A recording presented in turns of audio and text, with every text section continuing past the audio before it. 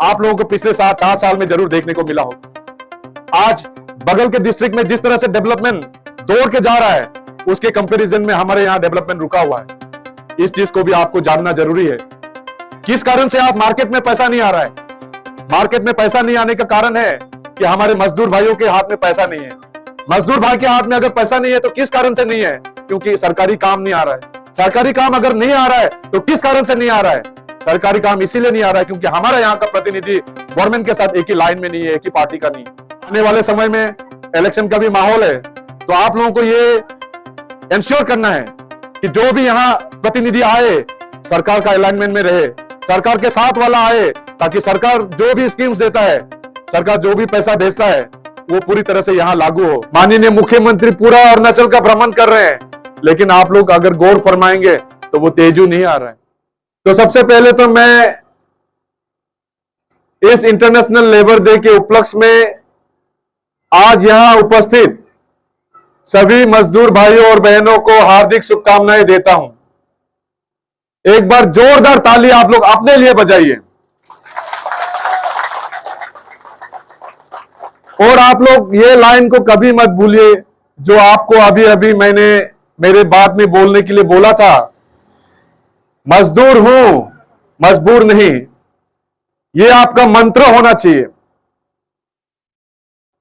आज मुझे यहां आने का जो सौभाग्य प्राप्त हुआ, जिनके बुलावे पे आज मैं यहां आपके बीच सम्मिलित होकर आपके बीच दो बातें रखने का जो मुझे मौका मिला, उसके लिए मैं हमारे पूरे आपलू टीम केजन तायंग और उनके पूरे टीम को तहे दिल से शुक्रिया अदा करता हूं।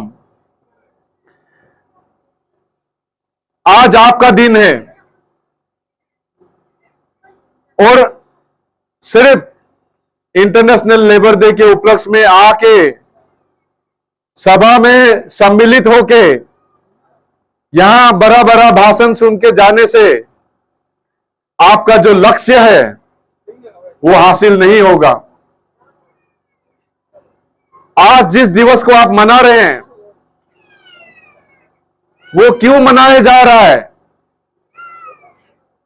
उसका कारण क्या है, आप लोगों को अभी अभी हमारे लेबर ऑफिसर और हमारे छोटे भाई प्रीतम सोनम जी ने बहुत ही बारीकी से समझाया है। आपको अपना हक, अपना राइट जानना चाहिए। आज दुनिया बहुत फास्ट हो गया है। हर कोई एक दूसरे को कुचल के आगे जाना चाहता है, हर कोई एक दूसरे का हक को मारना चाहता है। ऐसे में एक मजदूर के तौर पे आपका राइट्स क्या है वो आपको जानना पड़ेगा। आप चाहे ऑर्गेनाइज सेक्टर से बिलोंग करते हो या अनऑर्गेनाइज सेक्टर के हो, अगर आपको अपना हक, अपना राइट मालूम नहीं होगा तो जो बंदा आपको काम लगा रहा होगा वो शायद आपको कम दाम में काम लगा रहा होगा या आपका हक मार रहा होगा और आपको पता नहीं चलेगा। और कभी कभार क्योंकि आपको अपना राइट मालूम नहीं होता है तो आपको ये पता होने के बावजूद कि आपको कम पैसे में काम लगाया जा रहा है या आपको पैसा कम दिया जा रहा है या आपका हक कोई मार रहा है, आप कंप्लेन नहीं करते हो। आज आप लोग खुशनसीब हो कि आज लेबर वेलफेयर के लिए बहुत सारा ऑर्गेनाइजेशंस आगे आ रहा है। आज जिस बैनर के तले आप लोग यहां बैठ के इस मीटिंग को सुन रहे हो वो भी आपका एक प्लेटफॉर्म है। All Arunachal Pradesh labour union, आज हमारे यहां पे दो सरकारी अफसर बैठे हैं। एक आपका Arunachal Pradesh building and other construction worker welfare board, जिसको हम लोग लेबर बोर्ड बोलते हैं शॉर्टकट में, उनका प्रतिनिधि के रूप में उनका रजिस्टरिंग ऑफिसर सोनम जी यहां बैठे हैं। आप लोगों का डिस्ट्रिक्ट का बॉस, जिसके पास आप अपने हक की लड़ाई के लिए जाओगे, हमारे डिस्ट्रिक्ट के लेबर एंड एम्प्लॉयमेंट ऑफिसर ली तेजी आपके सामने बैठे हुए हैं। तो ये जो आज का दिन जो आप लोग यहां पे मना रहे हैं, खुशी जरूर करना है, फुर्ती भी करना है, क्योंकि ये आप लोगों का दिवस है। लेकिन साथ ही साथ इस दिवस के जरिए से, इस सेलिब्रेशन के जरिए से आप लोग जो भी अच्छी बातें इस मंच से आपको बताया गया है, जो भी आपका राइट्स के बारे में आपको पॉइंट्स दिया गया है, उस पॉइंट्स को आप गांठ बांध के अपने साथ लेके जाना है, ताकि आने वाले कल में अगर आपके साथ कुछ धोखाधड़ी होता है, आपके साथ कुछ नाइंसाफी होता है, तो आप उस नाइंसाफी के खिलाफ या उस धोखाधड़ी के खिलाफ या अपना राइट के लिए, अपने हक के लिए आपको फाइट करना पड़ेगा।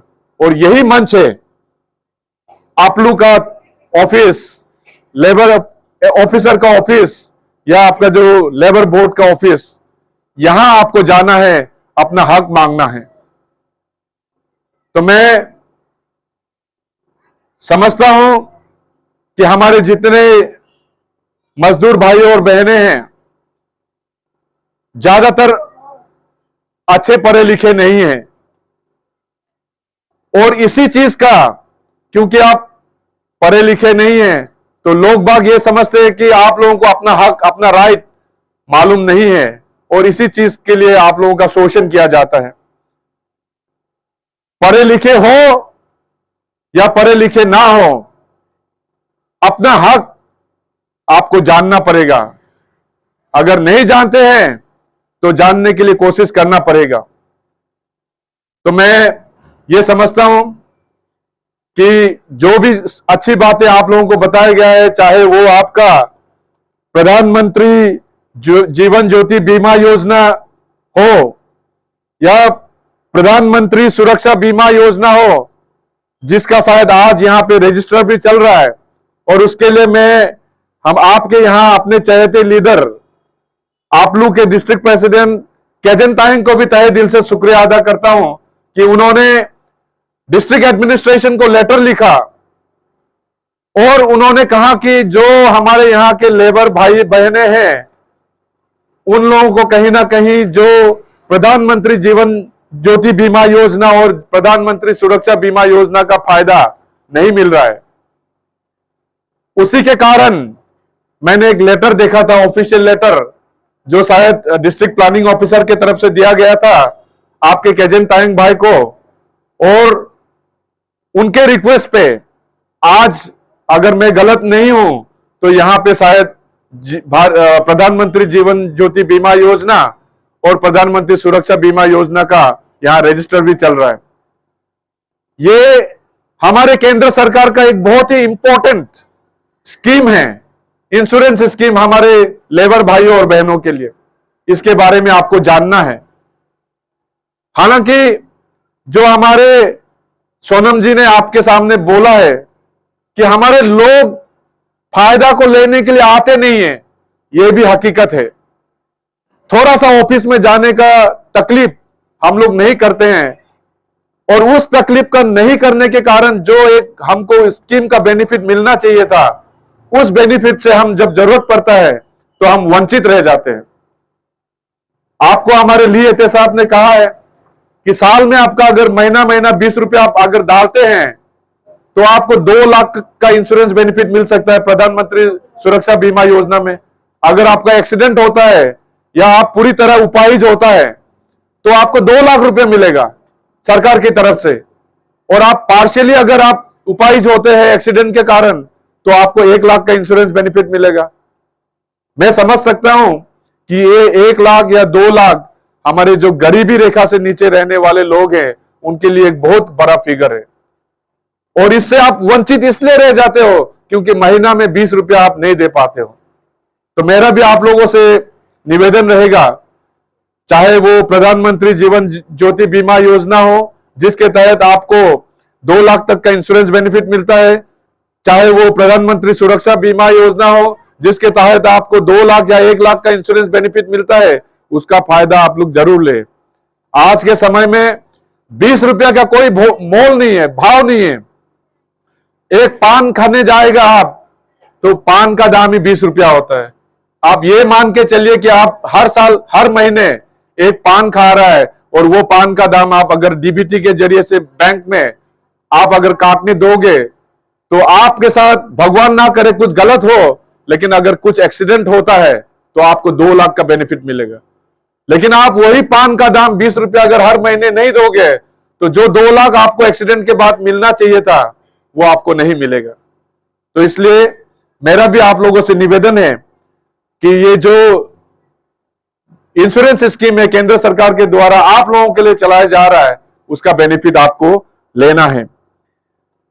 लेबर वेलफेयर के क्षेत्र में मैं बहुत ज्यादा डिटेल में जाना नहीं चाहूंगा, क्योंकि उस क्षेत्र के लिए जो काम करने वाले लोग हैं, जो एक्सपर्ट्स हैं, आज आपके समक्ष इसी स्टेज में बैठे हैं, और उन लोगों ने अपने शब्दों में, बहुत ही सरल शब्दों में आप लोगों को अच्छी तरह से समझाया है कि आपका क्या क्या राइट है और उस राइट को आप कैसे पा सकते हैं।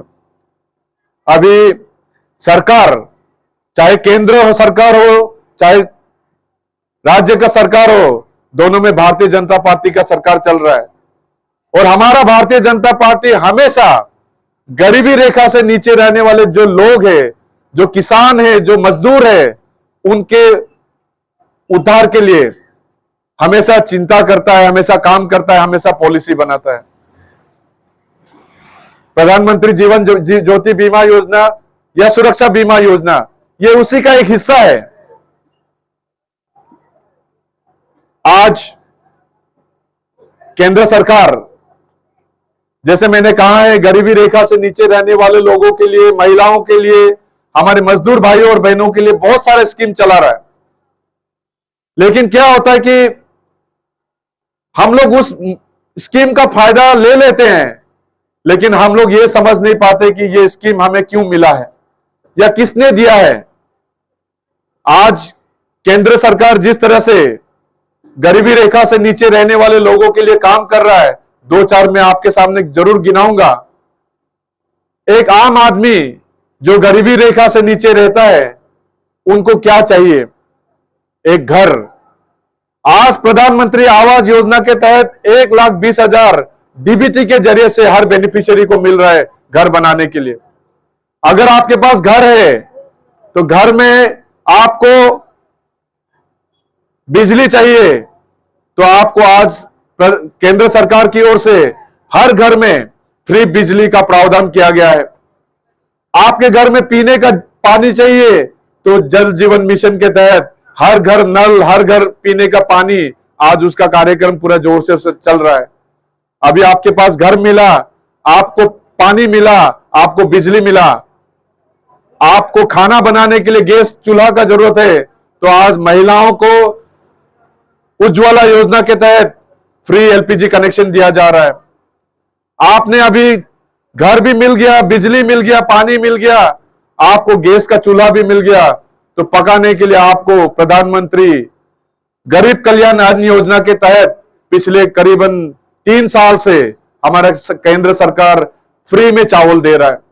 5 किलो प्रति इंसान प्रति माह चावल आपको सप्लाई कर रहा है। ये आज आपको जानना है कि ये जो चावल देने का कार्यक्रम है, इसमें बेनिफिशियरी 80 करोड़ लोग हैं। 80 करोड़ आपको सुनने में लगेगा एक छोटा सा फिगर है, 80 करोड़, लेकिन मैं आपको बताना चाहूंगा कंपैरिजन करके कि अमेरिका का जो देश है, अमेरिका, आप लोग हमेशा सुनते हैं न्यूज में, अमेरिका सुपर पावर है दुनिया में, उसका टोटल पॉपुलेशन 38 करोड़ है। आप सोचिए 38 करोड़ और 80 करोड़ देशवासियों को हमारे यहां फ्री में चावल दिया जा रहा है, यानी 2 अमेरिका जैसा देश को सरकार फ्री में चावल खिला रहा है। आप लोग इटली सुनता होगा, कोई कंट्री है इटली, इटली का पॉपुलेशन 6 से 7 करोड़ है। अगर आप पाकिस्तान के बारे में जानते हैं, पाकिस्तान एक बड़ा देश है, लेकिन पाकिस्तान का पॉपुलेशन सिर्फ 26 करोड़ है। तो ये आप समझना चाहिए आपको बारीकी से कि 80 करोड़ लोगों को फ्री में राशन देना ये कोई मामूली बात नहीं है। ये तभी मुमकिन हो पाया है जब मोदी जी हमारे देश के प्रधानमंत्री बने। अभी आपको घर मिल गया, बिजली मिल गया, पानी मिल गया, चूल्हा मिल गया, आपको खाने के लिए चावल भी फ्री में मिल गया। उसके बाद खाने के बाद आपको क्या याद आता है? टॉयलेट। आज गांव गांव में, घर घर में टॉयलेट बन रहा है फ्री में सरकार की तरफ से। तो आप लोग घूम के ये बात को समझिए कि एक जरूरतमंद गरीबी रेखा से नीचे रहने वाले जो लोग हैं, उनको हर चीज सरकार फ्री में दे रहा है। ये एक बहुत बड़ी बात है। और जो भी इसका बेनिफिशियरी है, शायद सबको सब चीज नहीं भी मिला होगा, कुछ को कुछ पार्ट मिला, किसी को कुछ पार्ट मिला, लेकिन मैं जानता हूं कि हमारे जो लोकल्स है, जो गांव में अभी रह रहे हैं, उनको इससे ज्यादातर फायदा मिला है। तो ऐसे में उस प्रधानमंत्री को हमें कभी भूलना नहीं चाहिए, उस पार्टी को कभी नहीं भूलना चाहिए जिसके जरिए से ये प्रधानमंत्री हमें मिला है। इसी के साथ हमारा जो राज्य सरकार है, जिसका कमान आज हमारे भारतवर्ष के एक युवा मुख्यमंत्री के हाथ में है, जिसको हम पेमा खांडू के नाम से जानते हैं, उनका भी अपने क्षेत्र में, हमारे राज्य में काफी योगदान है। एक गरीब परिवार, उनको सबसे ज्यादा तकलीफ कब होता है? जब उनको बीमारी घर में होता है। किसी भी परिवार में जब बीमारी होता है तो उनके ऊपर फाइनेंशियल बर्डन पड़ता है, रुपया पैसे का कमी होता है, दर दर आपको भटकना पड़ता है। तो इस तकलीफ को समझते हुए हमारे राज्य सरकार ने चीफ मिनिस्टर आरोग्य अरुणाचल योजना यानी CMAAY का गठन किया। इस इंश्योरेंस पॉलिसी के तहत आपको प्रति फैमिली पर ईयर 5 लाख तक का हेल्थ इंश्योरेंस बेनिफिट मिलता है। इसको अवेल कीजिए। मैं हर मंच से इस बारे में बोलता हूं, लोगों से अपील करता हूं कि चीफ मिनिस्टर आरोग्य अरुणाचल योजना, जिसके तहत आपको 5 साल रुपया का रकम मिलता है इंश्योरेंस स्कीम, उसको अवेल करना है। क्योंकि बीमार होने पे हम लोग क्या होता है, नेता के पास जाते हैं, रिलेटिव्स के पास भागते हैं, वहां भी पैसा नहीं मिला तो कभी कभी हम लोग जमीन जायदाद भी बेच देते हैं। अगर आपको फ्री में ही 5 लाख का हेल्थ इंश्योरेंस मिल रहा है सरकार की तरफ से, राज्य सरकार की तरफ से, तो उसको अवेल करने के लिए थोड़ा सा दौड़ धूप, थोड़ा सा मेहनत रजिस्टर करने में हमें जरूर करना चाहिए। तो मेरा आप लोगों से अपील रहेगा कि हमारे राज्य के मुख्यमंत्री श्री पेमा खांडू जी ने जो आरोग्य अरुणाचल योजना का इंश्योरेंस स्कीम चलाई है, उसका बेनिफिट आप लोग जरूर लीजिए। और जिसका चीफ मिनिस्टर आरोग्य अरुणाचल योजना में नाम नहीं आता है, वो केंद्र सरकार का हेल्थ इंश्योरेंस स्कीम को अवेल कर सकता है। तो चाहे केंद्र सरकार हो, चाहे राज्य सरकार हो, दोनों जगह भारतीय जनता पार्टी का सरकार चल रहा है। और दोनों ही सरकार हमारे गरीबी रेखा से नीचे रहने वाले लोगों के लिए बहुत अच्छा काम कर रहा है। हमारे माननीय मुख्यमंत्री जी का अगर अब इस पॉलिसी का बात करें, तो उन्होंने अपने 6 साल के छोटे से कार्यकाल में जो सबसे अच्छा निर्णय लिया है, वो है APSSB का गठन। APSSB यानी Arunachal Pradesh staff selection board. Service sector में पहले क्या होता था, जो group C and D post है, वो डिपार्टमेंट एग्जाम कंडक्ट करता था, और उस डिपार्टमेंट के एग्जाम में घोटाला होता था, और उसी घोटाले के कारण से नेताओं का चलता था। और क्योंकि नेताओं का चलता था, तो लोगों को नेताओं के पास जाके तेल मालिश करना पड़ता था। मेरा बच्चा को नौकरी दे दो, मेरा बेटा को नौकरी दे दो, हम आपको सपोर्ट करेगा, मेरा जुआई को नौकरी दे दो, मेरा पत्नी को नौकरी दे दो। क्योंकि उनके हाथ में नौकरी देने का शक्ति था, इसलिए लोग उनके पास जाते थे। लेकिन 2018 के बाद पेमा खांडू जी ने उस चीज को खत्म कर दिया। पहले आपका बेटा बेटी पढ़ने में, लिखने में इंटेलिजेंट होगा, लेकिन इंटेलिजेंस के बलबूते पे उसे नौकरी नहीं मिलता था। आज APSSB का गठन के बाद कोई नेता का नौकरी में नहीं चलता है। मैं आप लोगों को बता रहा हूं, कोई नेता आज एक भी रेगुलर जॉब नहीं दे सकता है। अगर आपको नौकरी चाहिए, रेगुलर नौकरी चाहिए, तो आपको बच्चे को पढ़ने लिखने के ऊपर जोर लगाने के लिए बोलना पड़ेगा। आपका बच्चा अगर पढ़ने में इंटेलिजेंट है तो कोई नेता उसे नौकरी मिलने से नहीं रोक सकता है। आप ऑपोजिशन है, आप रूलिंग है, आपने किसको सपोर्ट किया, कोई मैटर नहीं करेगा। जब तक आपका अपना बच्चा पढ़ने लिखने में सक्षम है तो उसे कोई नौकरी मिलने से नहीं रोक सकता है। ये चीज को आपको जानना है, क्योंकि अभी भी मैं जानता हूं हमारे यहां के लोग बहुत सीधे हैं। उनको लगता है कि अभी भी नेता नौकरी दे सकता है, आज भी नौकरी के लिए नेता के पीछे भागता है। मैं मंत्री था, मैं बहुत लोगों को नौकरी का झूठा वादा कर सकता था, लेकिन 2018 में जब एपीएसएसबी का गठन हुआ, जब कैबिनेट में इसके ऊपर डिस्कशन हुआ, मैं उसी कैबिनेट का हिस्सा था। वहां मैं मंत्री के रूप में, आपके प्रतिनिधि के रूप में उसी कैबिनेट में था, और वहां पे क्या क्या डिस्कशन हुआ, एक एक चीज, क्योंकि मैंने भी वहां पे कुछ इनपुट्स दिया था, तो मुझे एक एक चीज मालूम है। अभी भी देर नहीं हुआ है, आप लोगों को अभी से कमर कसना शुरू करना है। अभी से आपको अपना बेटा बेटी को बोलना है, बेटा बेटी अगर सरकारी नौकरी चाहिए तो पढ़ने में ध्यान दो। चमचागिरी करके, नेता का पीछे भाग के कोई नौकरी नहीं मिल सकता। ये चीज को आप जान के रखिए, और ये सिर्फ और सिर्फ आज अगर संभव हो पाया है तो वो पेमा खांडू जी के कारण से, ये उनके सोच का नतीजा है कि आज ग्रुप सी एंड डी में, चाहे वो आपका ड्राइवर हो, पियोन हो, चौकीदार हो, एलडीसी हो, यूडीसी हो, आज उसको अगर नौकरी आपको मिलना है तो आपको पढ़ाई लिखाई पे ही जोर देना पड़ेगा। अभी हाल ही में मैं अंजाव में सीएम साहब के साथ गया था। वहां पे, ये करीबन 2 साल पहले का घटना है, वहां पे एक ऑफिस इनॉग्रेट किया सीएम साहब ने। वहां पे कुछ स्टाफ सीएम साहब को आके थैंक यू बोलने लगा, और उन लोगों ने बोला, सर आज आपने एपीएसएसबी का गठन किया, इसलिए हम आज सरकारी नौकरी कर रहे हैं।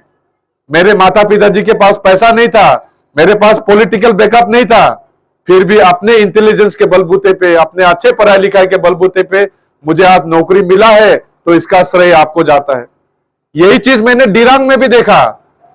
दिरांग में मुझे अच्छी तरह याद है, कोई जूनियर इंजीनियर था, उन्होंने आके सीएम को मिला, खादा लगाया, और मैं सामने खड़ा था, मैंने अच्छी तरह से सुना है। सीएम साहब को वो बोल रहा था कि सर आज मैं अगर जूनियर इंजीनियर हूं, जे हूं, तो वो आपके कारण हूं। मेरा साथी लोग 40-40 लाख जमा कर के आया था, मेरे पास रुपया नहीं था, मुझे लगा नौकरी मुझे नहीं मिलेगा, लेकिन जब रिजल्ट निकला तो नौकरी मुझे मिला, जो 40 लाख दिया था उसको नौकरी नहीं मिला। ये एक चेंज हमारे माननीय मुख्यमंत्री जी ने लाया है, और उस चेंज में आप लोग भी फायदा उठा सकते हैं। उस जो जॉब ट्रांसपेरेंसी में आप लोग भी अपने बच्चों को नौकरी दिला सकते हैं, प्रोवाइडेड आपका बच्चा पढ़ने लिखने में अच्छा हो। तो गांठ बांध के रखिए कि कोई नेता के पीछे आपको नौकरी के लिए नहीं भागना है, क्योंकि नेता के पास नौकरी देने का शक्ति खत्म हो गया है। आज आप लोग टीवी में डबल इंजन सरकार के बारे में बहुत सुनते होंगे, तो मैं आपको बताना चाहूंगा कि क्योंकि केंद्र में भारतीय जनता पार्टी का सरकार है, राज्य में भारतीय जनता पार्टी का सरकार है, इस तरह का जब दोनों जगह एक ही पार्टी का सरकार होता है तो उसे डबल इंजन सरकार कहा जाता है। आज आपको यहां पे अगर पानी मिल रहा है, गैस सप्लाई मिल रहा है, अगर आपको यहां पे फ्री बिजली मिल रहा है, या आपको फ्री चावल मिल रहा है, तो आप ये कभी नहीं सोचना है कि ये सिर्फ केंद्र सरकार का देन है। केंद्र सरकार का पॉलिसी जरूर है, लेकिन मैं आपको बताना चाहूंगा कि अगर यहां पे भारतीय जनता पार्टी का सरकार नहीं होता तो शायद ये बेनिफिट्स आपको यहां नहीं मिलता। ये मैं इसीलिए कह रहा हूं क्योंकि वेस्ट बंगाल में तृणमूल कांग्रेस का सरकार है, वहां पे ममता बनर्जी केंद्र सरकार का जो भी फ्री में चीज आता है उसे लोगों तक पहुंचने नहीं देता है। वहां पे चावल भी फ्री में नहीं दे रहा है, यहाँ पानी भी, बिजली कनेक्शन, पानी कनेक्शन वहां पे फ्री में लगाने नहीं दे रहा है, इस डर के साथ कि अगर भारतीय जनता पार्टी का केंद्र सरकार का दिया हुआ फ्री राशन, फ्री पानी, फ्री बिजली अगर हमारे बंगाल के लोगों को मिलने लग जाएगा तो उनका झुकाव भारतीय जनता पार्टी की तरफ हो जाएगा। तो राज्य सरकार के पास वो पावर है रुकाने के लिए, लेकिन हम खुशनसीब लोग हैं कि हमारे यहाँ डबल इंजन सरकार चल रहा है, इसीलिए बहुत सारा बेनिफिट हमारे यहाँ लोगों को मिल रहा है। आज आप ओल्ड एज पेंशन बोलो, आज विडो पेंशन बोलो, आप गांव बुढ़ा का ऑनोरियम बोलो, हर चीज में वृद्धि आपको देखने को मिलेगा। बहुत लोगों को मालूम नहीं है, आप लोग भी बाद में गांव में जाएंगे, आप लोग गांव बुढ़ा को बोलिए, ओल्ड एज पेंशन लेने वाले या जो हमारे जिसका पति गुजर गया विडो, जो विधवा, उनको जो पेंशन मिलता है, उनको बोलिए कि जो पैसा आपको मंथली मिल रहा है वो सिर्फ केंद्र सरकार से नहीं मिल रहा है, उसमें ज्यादा हिस्सा हमारे राज्य सरकार का है। ये हमें जानने का जरूरत है, नहीं तो हमें लगेगा कि हमारा राज्य सरकार हमको कुछ नहीं दे रहा। उसी डबल इंजन के रास्ते पे चलते हुए मैं एक छोटा सा डबल इंजन के बारे में आपको बताना चाहूंगा। आज राज्य में तो हमारा भारतीय जनता पार्टी का सरकार है, लेकिन किसी ना किसी कारण से हमारा अपना कंस्टिट्यूंसी में हमारा भारतीय जनता पार्टी का प्रतिनिधि नहीं है। इसका नुकसान आप लोगों को पिछले 4 साल में जरूर देखने को मिला होगा। आज बगल के डिस्ट्रिक्ट में जिस तरह से डेवलपमेंट दौड़ के जा रहा है, उसके कंपैरिजन में हमारे यहां डेवलपमेंट रुका हुआ है। इस चीज को भी आपको जानना जरूरी है। किस कारण से आज मार्केट में पैसा नहीं आ रहा है? मार्केट में पैसा नहीं आने का कारण है कि हमारे मजदूर भाइयों के हाथ में पैसा नहीं है। मजदूर भाई के हाथ में अगर पैसा नहीं है तो किस कारण से नहीं है? क्योंकि सरकारी काम नहीं आ रहा है। सरकारी काम अगर नहीं आ रहा है तो किस कारण से नहीं आ रहा है? सरकारी काम इसीलिए नहीं आ रहा है क्योंकि हमारा यहाँ का प्रतिनिधि गवर्नमेंट के साथ एक ही लाइन में नहीं है, एक ही पार्टी का नहीं। ये चीज को आपको जानना है। आने वाले समय में इलेक्शन का भी माहौल है, तो आप लोगों को ये इंश्योर करना है कि जो भी यहां प्रतिनिधि आए सरकार का अलाइनमेंट में रहे, सरकार के साथ वाला आए, ताकि सरकार जो भी स्कीम्स देता है, सरकार जो भी पैसा भेजता है, वो पूरी तरह से यहां लागू हो। और जब अपना प्रतिनिधि, अपना पार्टी का प्रतिनिधि यहां पे रहेगा तो सरकार खास तौर पे इस एरिया के ऊपर भी ध्यान देगा। अगर आप आज देखेंगे, माननीय मुख्यमंत्री पूरा अरुणाचल का भ्रमण कर रहे हैं, लेकिन आप लोग अगर गौर फरमाएंगे तो वो तेजू नहीं आ रहा है। नामसाई में कितना बार आके चला गया, अंजाव में कितना बार आके चला गया, डिबांग वैली जैसा अंदर तक गया, ताली में जाके उन्होंने नया रास्ता बनवा के गाड़ी से जाके आया, विजयनगर जैसा इंटीरियर जगह में चीफ मिनिस्टर जाके आया। लेकिन आप लोग सीरियसली कभी गौर कीजिए कि तेजू, जो एक समय का सबसे पुराना डिस्ट्रिक्ट हेडक्वार्टर के रूप में जाना जाता है, यहां पे क्यों नहीं आया? अगर हम गोल्डन जुबली तमिलनाडु को छोड़ दे तो वो यहां पे नहीं आया क्योंकि हमारा गवर्नमेंट के साथ यहां पे अलाइनमेंट का कमी है। सरकारी अलाइनमेंट मिलेगा, डेवलपमेंट आएगा। डेवलपमेंट आने का मतलब पैसा आएगा, पैसा आने के मतलब लेबर को पैसा मिलेगा, लेबर को पैसा मिलने का मतलब मार्केट में पैसा आएगा। सरकार में हमारे Arunachal Pradesh mineral development and trading corporation limited, जो कोयला और खनन का काम करता है, ऐसा डिपार्टमेंट में मुझे चेयरमैन कर उन्होंने पद देके रखा है। इसके अलावा पार्टी में भी, भारतीय जनता पार्टी में राज्य का मैं प्रवक्ता भी हूँ। तो मेरे पास बहुत ज्यादा कुछ तो नहीं है, लेकिन मैं आपका अपना भाई, अपना बेटा, अपना भैया होने के नाते आप लोगों का दुख तकलीफ को देखते हुए मैं एक अनाउंसमेंट ये करना चाहूंगा। पहला कि आज के बाद, क्योंकि आप लोगों ने मुझे प्यार से इस मंच पे बुलाया है, आज से लेके 1 साल तक, जब तक नेक्स्ट लेबर डे नहीं होता है, तब तक आपके ऊपर में कभी भी अगर फायर एक्सीडेंट होता है आपके घर में, किसी भी लेबर यूनियन का, ये अपना आपलू का जो भी मेंबर है, रजिस्टर्ड मेंबर, अगर उनके घर में फायर एक्सीडेंट होता है तो मेरे तरफ से 30-20 दिन मैं उनको जरूर दूंगा। ये एक अनाउंसमेंट मैं करता हूँ।